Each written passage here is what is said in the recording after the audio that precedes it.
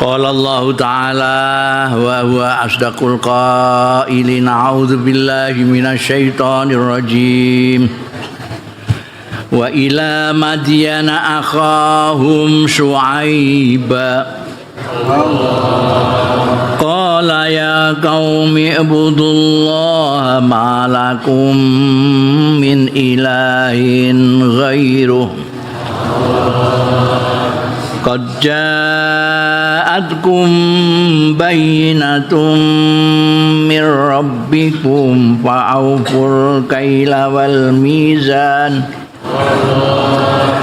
فأوفوا الكيل والميزان ولا تبخسوا الناس أشياءهم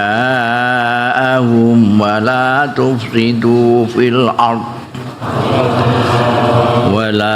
تفسدوا في الأرض بعد إصلاحها ذلكم خير لكم إن